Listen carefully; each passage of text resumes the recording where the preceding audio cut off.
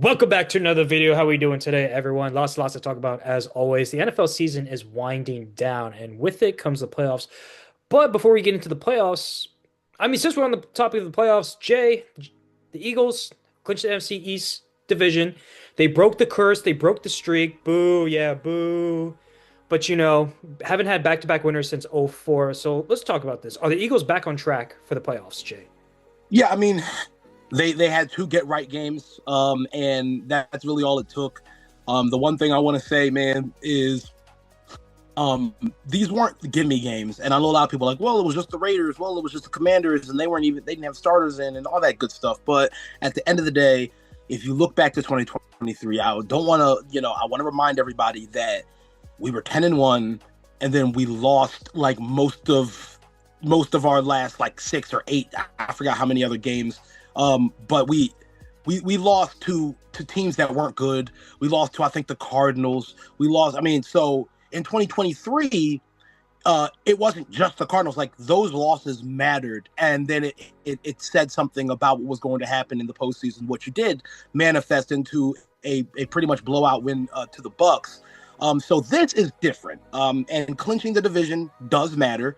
Now we get to rest a little easier. So I love it, man. They're physical, they're balanced, they're playing great football. You can make the case that they're the best team in the NFC for sure. NFC East for sure. I know that both of your teams, the Cowboys and the Commanders, have suffered from injuries and so on and so forth. Because I don't think that you guys are bad teams, if I'm being realistic. But hey, man, the luck of the draw, it's what it is. Shout out to my birds. Philly is the standard once again, but it's not a lock. We still have work to do, but it's a good sign. Also, my guy Jalen Hurts, man, I just want to say again, I sing his praises a lot. I talk about him being top 5. This is what makes Jalen Hurts top 5, how he responds to adversity, because it's easy for a guy to lose his confidence after a skid of bad games and just not show up for the rest of the season. Jalen Hurts has gone out. He has responded to that adversity, that controversy, and he's shut out the noise. Same with Saquon Barkley. So shouts out to both of them and the entire team. I'm very happy. A quick question before we move on, Jay. Did you see that graphic that they put up, Fox Sports put up? Career stats of Mariota and Jalen Hurts. Joey, I don't know if you saw it, but basically career stats, passing yards, touchdowns, interceptions, exactly the same, almost identical. Mariota compared to Jalen It's a Hurts. horrible comparison. Listen, that's what they put on. Don't blame me. They put it on, so that's what we got to talk about. But Jay, what do you take away from that? And then Joey, I want to hear your thoughts I later. don't really take anything away from it because Mariota's been in the league for like 6 more years than Jalen Hurts has. So that's really not anything to say. It doesn't. It's, if anything, it says a lot about Mariota and the fact that, like, he was supposed to be a big contender coming in, a big prospect guy, but he's been reduced to a backup, and he only really started for a few years, if that, and that was with the Titans. So I don't really take anything from it. I just think it's the media being the media. Joey, what do you think? Yeah, I'm inclined to agree. Obviously, we know Hurts is better than Mariota. Mariota's a good quarterback. I think he has a chance. He could be a starter somewhere next year if given the opportunity. Personally, I feel he could be that good again, but I don't take anything from it. It's just the media doing media things. Media do media things. It's kind of crazy to see. I was like very shocked and surprised to see that. You got to take it in mind, Mariota's been a backup for many years, and it shows Hurts does not put up big numbers. And the reason why he's not top 5, he's not elite, is because he is up and down. He is inconsistent, but he proves to be a good quarterback because he can bounce back from a bad performance, like against the Chargers, 5 turnovers and 2 turnovers in one play, and he bounces back and plays well. Granted, it were the Raiders, but the Commanders, division rivals, so we can always play them tough. So, I always give Jalen Hurts props because he always comes back and plays better after bad plays. But anyway, Joey, let's talk about the Cowboys. They lost to the Chargers. You're playing for nothing. You're already eliminated, but the Chargers beat you pretty soundly. So, what do you take away from that game? We're just bad defensive team. Our offense looked bad, but our defense looks more worse. Eberflus has to go. We got to get some type of competent DC in here, and we got to spend this entire. I don't care what you got to do. You got to spend this entire offseason rebuilding that defense. If you got to get rid of Trayvon Diggs, Deron Bland, whoever you got to get rid of, you got to make this defense better because we're wasting the years of Dak. I know everybody's like Dak's this playoff record, but if we got if we got a really good defense with Dak, I feel that we can make some noise and do some damage. But we'll cross that bridge when we get there. But the defense has to get a good defense. You've had a good defense in the past with Dak. Cut it out. Cut it out. We have not had a great defense. You had the best edge rusher in the league. That's one player doesn't make a whole defense. Not the best. Not the best. He's top 10. He's top 5. He's top 5. Not the best. The best is Myles Garrett. The best is Myles Garrett. Yeah, so I feel like it would be Myles Garrett, Max Crosby, TJ Watt, and then Micah Parsons, if you ask me. Yeah, for sure. Mike is in the top 5. Yeah, no, 100%. Yeah. But I mean, I will say, during those years, you also had I'm going to say at this point, a prime Deron Bland and a prime Trayvon Diggs, because you did have them when they were very good for a year or two, and they just declined. But they had it's been a true. Did y'all hear how he got a concussion? By the way, Trayvon Diggs. Oh, he was trying to be a handyman, and he was trying to mount a TV onto the ceiling, and the TV fell and hit him in the head, and he got a concussion that way at home. My goodness. Yeah. He was trying to be a handyman. It's ridiculous. Oh, my goodness. Just hire someone to put it in for you. Anyway, Joey, I want to ask you traded for Kenny Clark, you traded for Quinton Williams to stop the run, and yet those guys don't seem to have a big impact consistently game in, game out. So what's going on? How come you're not stopping the run, even though you traded for those guys? I just think it's schematics. I think Eberflus is just not a good defensive coordinator. He doesn't game plan properly with the defenses or against the offenses he's facing. And it took him 16 weeks to go from the field to the booth to look at adjustments from above. Like Jerry Jones just talked about it. Brian Schottenheimer called him out essentially in a press conference saying that we're not making enough plays on defense and having enough playmaking skills on defense to get the job done. I think Eberflus is gone. I don't even know if he makes it past the season. He may get fired after this week, honestly. Eberflus has always been bad, if you ask me. He was bad in Indy. He wasn't good in Chicago as a head coach. He's just been bad his whole career. Yeah. Failing upwards. But I would like to point out and say that the Cowboys have been consistent for 30 years. And we can't take away what the Cowboys have done. Not making the NFC Championship game for 30 years is an accomplishment of itself. So congrats, Jerry Jones. Congrats to the Cowboys. Let's be real, bro. Like everyone wrote the Commanders off. Everyone's just like, yeah, the Commanders will never be anything. The Giants have done it before you guys. That's crazy. The Giants and the Commanders have done it before y'all. And you guys have had the best rosters over that 30-year span. I don't get it, man. I don't get it. You've had really good rosters. When Dak was the rookie, that was probably the best time to make noise in the playoffs. That was our best opportunity. That, and then when we played Green Bay and that no-catch game, that was our best year to win it, too. Mm-hmm. With Romo. Dad's caught it. It's okay. He did catch it, yeah. Jerry Jones is the most consistent owner because he will fail to pay for great coaching. He will always pay for mid coaching. Well, Mike McCarthy's good, but Jason Garrett, Shoddy, Eberflus, okay, I don't think we can call Shoddy mid. He's only had 1 year. You can't call him mid after 1 year. Doesn't matter. Eye test shows that he's mid. Hey, Nick Sirianni, he got hired, and what happened that first year he got hired? So not 9-8, made the playoffs, bounced first round against the Bucks. Then he made the Super Bowl. Yeah, we got to see what happens. Year 2, we got to see what happens. But I'll say this: I'm going to give you guys your props and say you guys got a lot of talent. Even on a team that's been depleted and you've seen play decline and stuff like that. Yes, injuries mattered, but inconsistency I think defined the season. And now I think for the Cowboys, it's evaluation time again. Coaching, roster decisions, leadership, the whole nine. Unfortunately, it's just one of those teams that I think will consistently struggle due to ownership and just bad front office work and coaching. Yeah, the reason why Jerry's not going to hire a GM is because he wants all the credit. He doesn't want a GM to get credit for building a winning roster. He wants to have that credit himself. That's all it is. Yeah, if he can build a roster.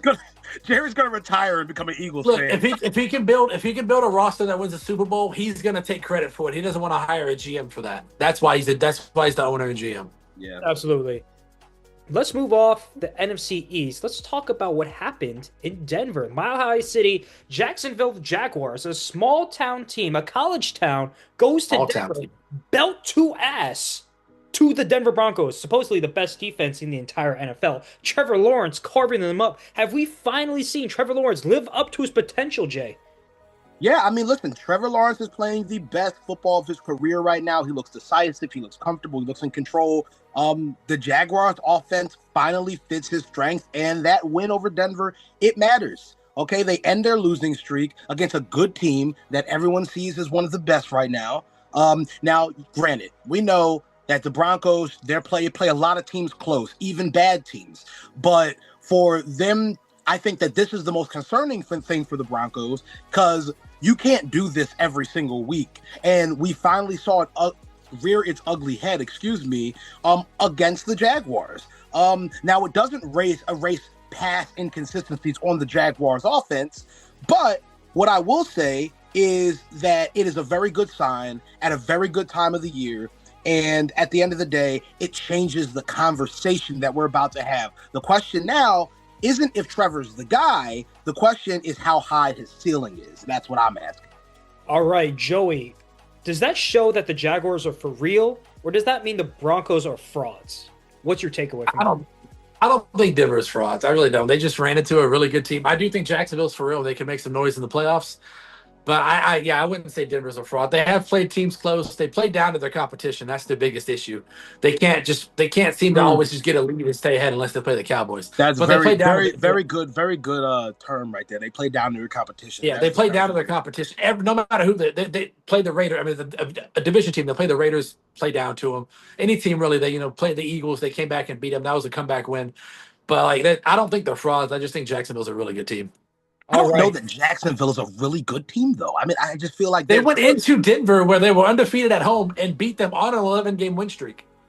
And they beat them by 2 scores, rather convincingly, too. The Jags have always had talent. Josh Hines Allen, they've had Brian Thomas, they drafted Travis Hunter, Travis Etienne, pretty good O line, Trevor Lawrence, but they haven't put it together until Liam Cohen came into town. And now Liam Cohen. Duval. Well, how do you say it first? Duval. Yeah, Duval. Yeah. This man's an offensive genius. So let me just ask the question to you guys. Who are you more scared of to play, Denver or Jacksonville in the playoffs? I think Jacksonville, for the simple fact, since my team's the only one that's even in the playoffs, by the way. All right. Relax. Y'all are going to be one and done anyway. So. I'll say Jacksonville. And I know that we lost to the Broncos earlier in the season, but the reason I'll say Jacksonville is because we have familiarity with the Broncos now that we've played them. And I think that we could scheme against some of the stuff that got us beat the first time. Whereas Jacksonville is one of those teams I feel like we would underestimate and then would end up whooping our ass. And it would just be sad. And you're like, well, what happened? Well, we didn't game plan for it. So I'm scared to play Jacksonville. Joey? I still got to say Denver. You got to travel into Mile High for the playoffs, potentially, for 2 games at least. And Jacksonville's inexperienced. They've only been in the playoffs, I think, one time in Trevor Lawrence's career, and he's got 1 win, I believe. So, they're not as experienced. I know Bo Nix has been in the playoffs and lost, but I still think I would be more scared to play Denver in that defense in Mile High in the playoffs than Jacksonville. All right, let's now move on. When you guys lost to Jacksonville. Wait. Let's move on. Sorry. Let's move on. Got a lot of stuff to talk about. Caleb Williams, big game, throws a touchdown to tie the game, and the game winner. What a dime to DJ Moore. Jay, is Caleb Williams in the heavyweight elite class already based off that one game? I'm going to say this, and I've been saying it all week.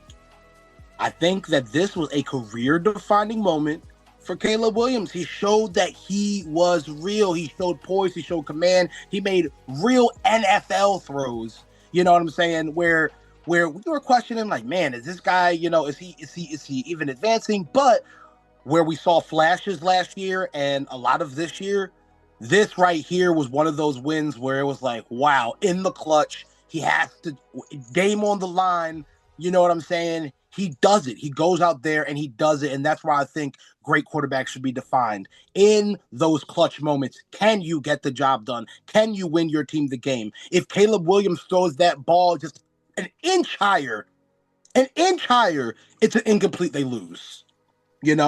Or I don't remember what the score was. I don't know if they would lose or if they would. If I think it was overtime. So, Yeah, but it would have kept going in overtime. Yeah, it it would have would have kept going. kept going. But Yeah. it wouldn't have been game over for them, and they wouldn't have won. Right at that moment. So, hey, man, listen, he's running the offense, and I think that he's here.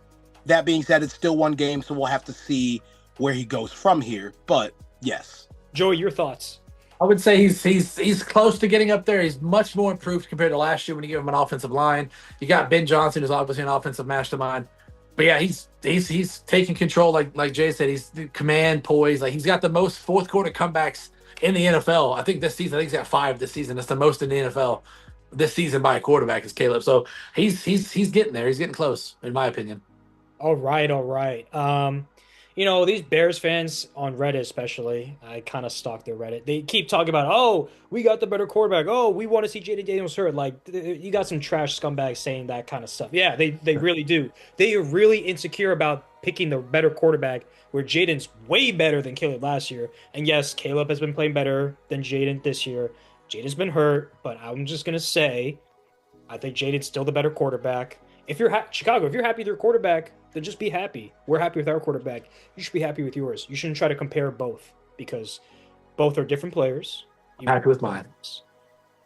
Whoever's going to be better, they're probably going to have the same similar career. In my opinion, there's similar talent, similar potential. But anyway, let's talk about. I know he wasn't on the list, but Brock Purdy throwing 5 touchdowns on Monday Night Football. Oh my goodness! What a masterclass Brock Purdy put on. Best game of his career. So, Joey, does that mean without Fred Warner, without Joey Bosa, the Niners defense is sus at best? Does Brock Purdy throwing 5 touchdowns against the Colts show that Brock Purdy can carry the Niners to the Super Bowl and not be carried by his team? I believe so. I mean, they've won 11 games this year with a banged up defense. I know Robert Sala's a really good defensive coordinator, but I've always been a firm believer that Brock Purdy is a perennial top 10 quarterback, at least on the outside looking in, fringe at least. And he proved it last night through 5 touchdowns. He has literally no number 1 wide receiver. All the receivers he's throwing to would be 2, 3, or 4s on other teams. He's got McCaffrey and Kittle as his weapons. But other than that, Purdy's looked very impressive with the weapons that he's got on the field.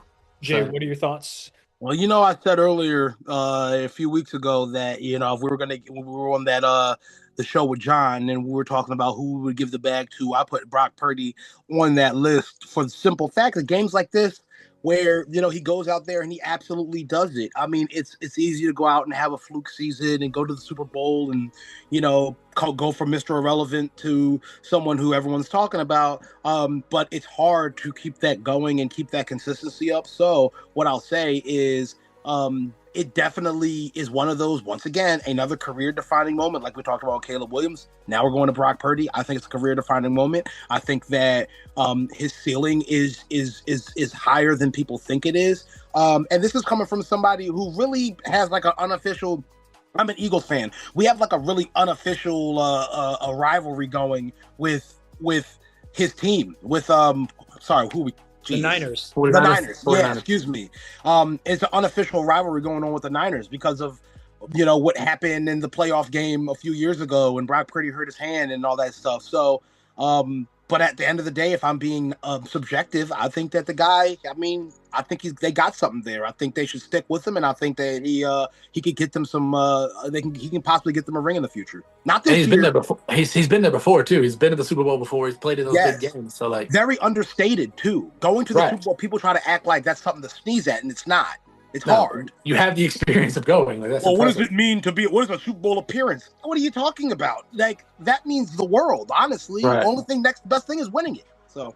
Exactly. All right. Shall we talk about the Steelers? They come into Detroit. Mike Tomlin, another non-losing season under his belt. 19 years straight, I think. 19 years straight. Listen, that's impressive, and that's good coaching. However, Jay, you know this. Joey, I don't know if you know this. I've been a Mike Tomlin hater for the past 5 years. I think he's just a motivator. He'll get his team to the playoffs, and he'll lose the first round every time. He's always down 14-0 halfway through the first quarter. His team collapses in December because he can't make adjustments. He's all rah-rah motivation. He's not a defensive mastermind. He's too focused on defense when the NFL has changed to offense. He's not adjusting. He's not changing his ways. He's stuck in his ways. He talks about not being fearful and scared. Well, buddy, you're scared because you're not willing to adjust and say, "Hey, maybe I'm wrong. Maybe I need to change something about myself because it hasn't been working." He hasn't won a playoff game in 7, 8 years. But granted, he hasn't had a losing season, so you got to give him credit for that. However, did that game show anyone? Joey, do you think the Steelers can make some noise in the playoffs, be that like dark horse in the AFC? I don't. I really don't. My dark horse in the AFC is the Houston Texans, but that's for a topic for another day. I really don't. They're going to be one and done like they are every year. It's like you said, they make the playoffs and they lose. They'll probably get matched up with, well, the fourth seed, they'll probably Buffalo or something. Whoever the fifth seed is, and they're probably going to lose in the first round because that's just what they do. Jay. Yeah, I mean, they deserve credit, and I think Mike Tomlin deserves some credit, like you said. But once again, I agree with you. The game's just past him. He won't adjust. He won't do anything else. They definitely feel like a playoff team. Whether it be a dark horse, I don't know. They feel like a playoff team, but not a Super Bowl team to me. It's just not convincing. It was very cool to see. But honestly, I think that once we said it earlier, I think the Lions got robbed. I feel like that game was it was weird, and how it went was just strange. So I don't know. They don't scare me one bit. I think they're going to meet up with a real life playoff team in the playoffs and get embarrassed. Yeah, I agree. I think Mike Tomlin needs to move on. He's a clean slate. I think if he doesn't get his contract renewed, it's kind of going to show, and then he's going to kind of realize that, hey, maybe I'm the problem. And Joey, you pointed to your hat. Mike Tomlin is too big of a persona for Jerry Jones's liking. That is true. The head coach needs to be here, and then Jerry here. Could you imagine Mike Tomlin? Here and Jerry here. I'm surprised Jerry ain't coaching by now, man. He's just Are you down surprised? there. You just imagine Mike Tomlin coaching the Cowboys? That'd be crazy. Fuck no.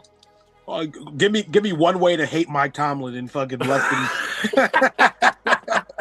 I already kind of hate him, so make me hate him even more. He'd take that Cowboys team to 9-8 every year. So 10-7 sometimes.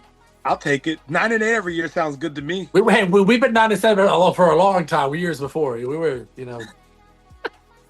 So. All right, let's switch gears now.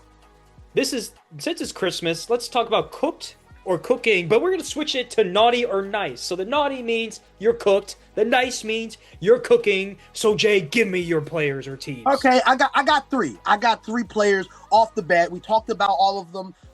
Well, I have two players, one team. Okay, number one, Trevor Lawrence, franchise level stretch. Showed a lot. Trevor Lawrence, you are nice this year. I hope Santa brings you some good stuff. Number two, our guy, we just talked about him, Caleb Williams, career-defining moment. He did the what people thought he never could do, and that's win when it matters. So I hope you get some good stuff this year as well, Caleb Williams. I hope Santa's nice to you. And then number three, who is nice? Well, would I be me if I didn't mention my boys, the Philadelphia Eagles, breaking the curse two-time. And you said it three times. You said it three times. Two-time. You're right. That's Booker T.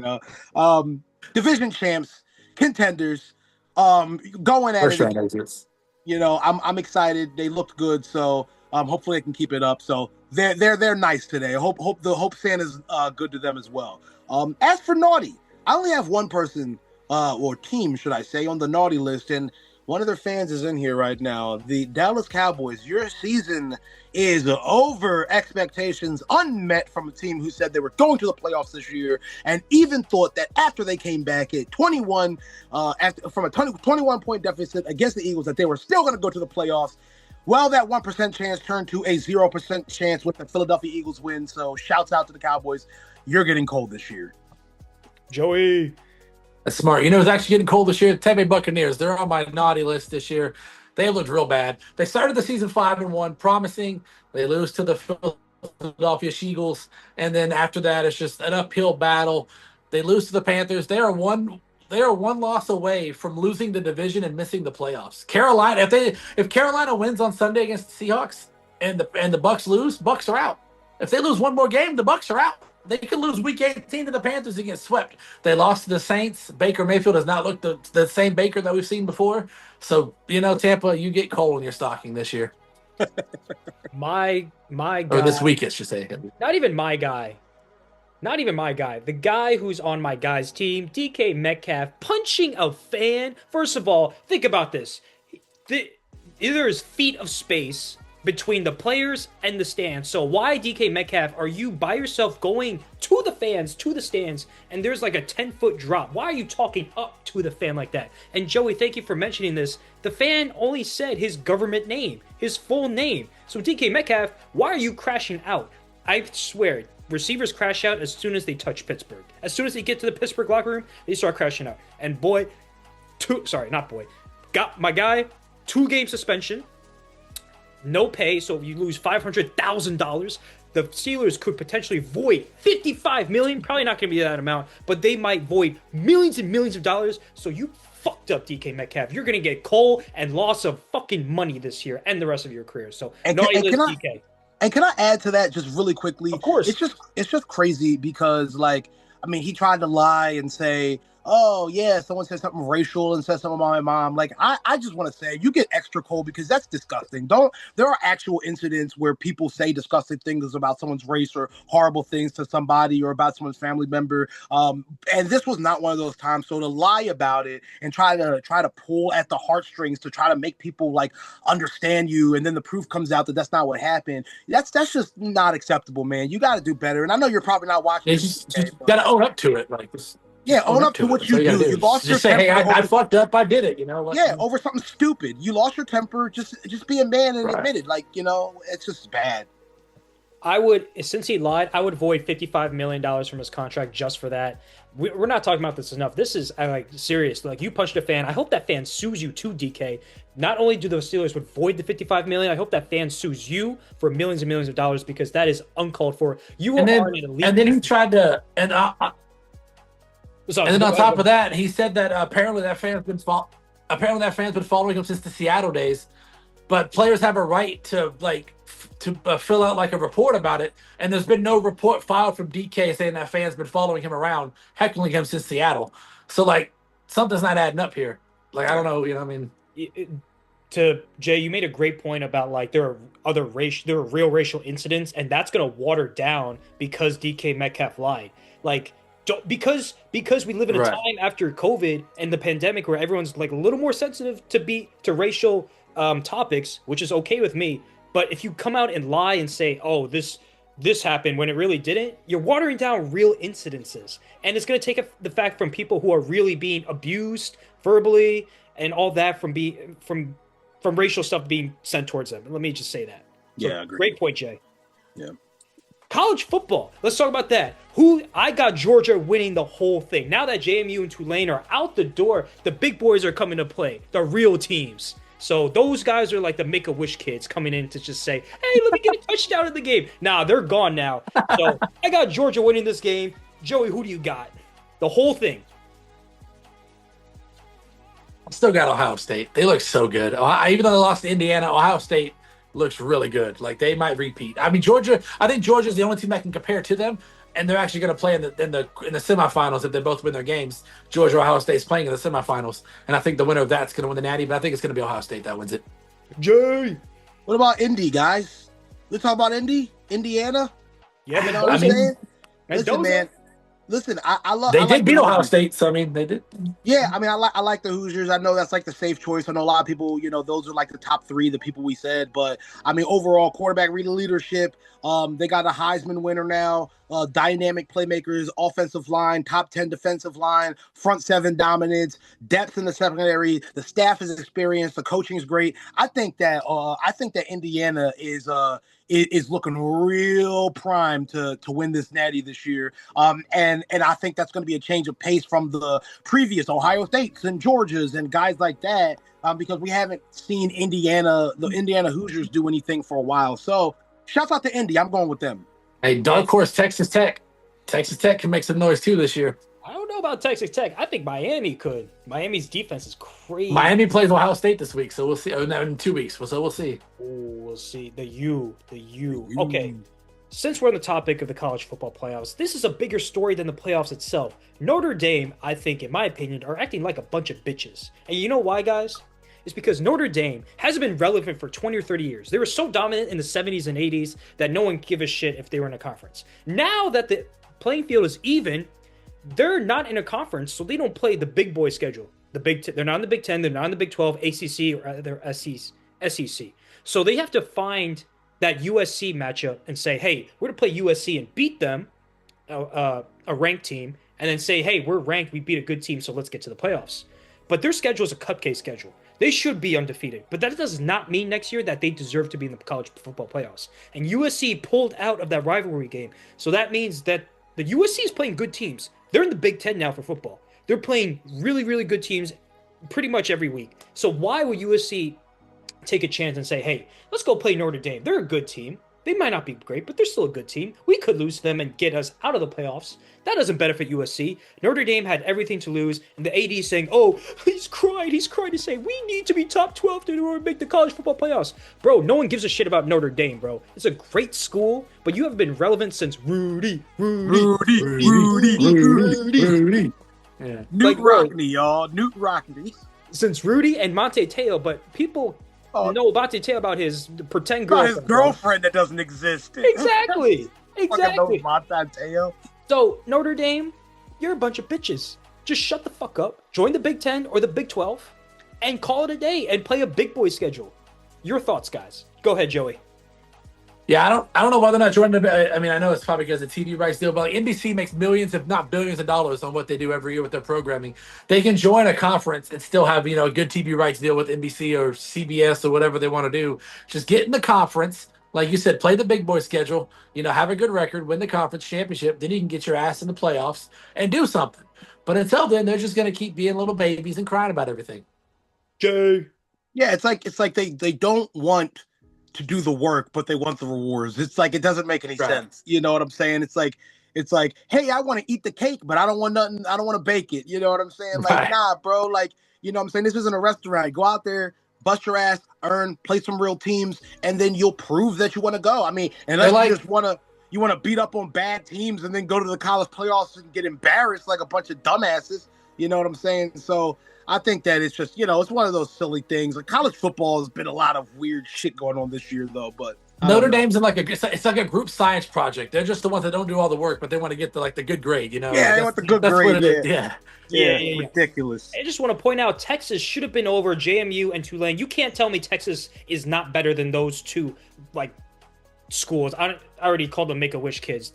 In turn, whatever reference. Anyway, Texas decided to play the number one team, Ohio State, the very first game. That takes some balls, so I really appreciate that. I would not have notched Texas down because of that. I would just say. Keep in mind, Texas is the only school in college football this season to beat 3 top 5 teams in the rankings this year. No other team has done that this year, except for Texas. The loss that really hurt Texas was the Florida loss. That's the loss they're weighing heavy, is that Florida loss. Yeah, but also Florida's still an SEC school, and that's what I'm saying. Florida's tough, and they played in Florida, which is a tough place to play. You can't tell me JMU and Tulane being in the college football playoffs is good for ratings. Don't tell me that bullshit, bro. They took the game off at halftime. Like it was over at halftime. Like 2 G League teams, the 2 top G League teams, going into the NBA and saying, "Hey, we're gonna come in here and bust your ass." No. No one's gonna watch that shit. No. Get the fuck out of here. It's like Gunther facing fucking Kalisto or something in WWE, That's a little wrestling reference, Z. Sorry. There you go. Yeah, Gunther versus Kalisto. That's what it's like. Kalisto. Or what's the guy's name? Sin Cara, but the bad one. Yeah, the bad Sin Cara. Yeah, not the good. Sin Cara. All right. I got nothing else. Yeah? We're done? Well, wait. Oh, my God. What do you mean we're done? Hey, what about the Bills? What about that? Okay, let's talk about the Bills real quick. Who they beat again? Who they beat? The Browns. The Browns. They beat the Brownies. Beat the Brownies. Shaduki and the Brownies. I will say this. The Browns played them close, bro. I thought the Browns were going to win for a second. I thought, Josh Allen got hurt. Browns have a tough defense. They do. And Shador played. I mean, he did throw 2 picks, but they were both tip balls. But Shador played well. I think it was 20 for 27 for like 200-some yards, maybe 175. Speaking of that, I want to ask you a question real quick. Should we count tip ball interception? Should that be like an actual interception stat, tip ball interceptions? Because it's not on the quarterback. Yeah. That's a real. That's not his fault, but like that's still like a stat you Yeah, got to it's put just. on. I mean, I guess it should still count, but I think there should definitely be an asterisk next to it because if you Right, throw a like because tip it's ball like if they tip it, interception, it's not the quarterback's fault. But you got to yeah, go if all you're the way throwing back. it and it's going off your receiver's hands and in the air, and then someone's picking it off, it's like, Mahomes had a bunch this year and like last year. Are we going to count that? Like so many quarterbacks have had that though. It's so hard to go back and say, I oh, mean, you can still that's too count much them, but work. like he's like put an asterisk or something next to it, like whatever. But So much work though. yeah. You know, But yeah, I mean, I just wanted to point that out just because of the simple fact that like I was very impressed with Cleveland and honestly Shador just kind of to me, I'm a big Shador guy, but he just gets better and better. And I mean, I just can imagine, dude, what if you gave him some prep? What if he, had like the reps that he was really supposed to have, and they didn't play with the quarterback room? We could be having a different conversation. Not only just about Shador, but about the Browns. They could have won some more games, maybe even snuck into a playoff spot. But, they had to play with the quarterback room. They wanted to start Joe Flacco, then Dylan Gabriel, and the third halfway through the season. let me ask you a question. So, do you want Stefanski fired? Yes or no?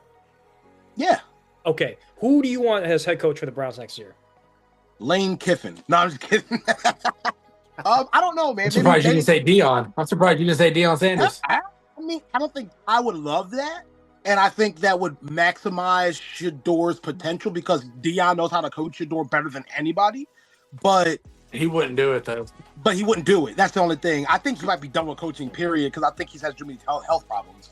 But we'll see. Yeah. He might go back to Colorado. It wouldn't be. I don't see Dion moving to another school or to an NFL team. Okay. Quick. We less than a minute. Which team should trade for Shador? That needs a quarterback. Which team best suits for Shador? Maybe the Steelers. The Raiders. Steelers, Raiders. Okay, I'll say very different Steelers. options. With Mike Tomlin? All right. Thank you guys for watching so much. Like, comment, subscribe. What we should talk about next. Where should Shador land? In my opinion, he's mid and will always be mid. Jay thinks he can be really, really good. Listen, it's your opinion. It's cool. Anyway, I'm Z Shaw. I'm Jay. Shut up. I'm Joseph. I'm Joseph. Thank you guys for watching. Stay clocked out. And once again, Merry Christmas. Stay on the nice list. Do not be on the naughty list like DK Metcalf. Deuces. And don't be a ho ho ho. Don't be a ho ho.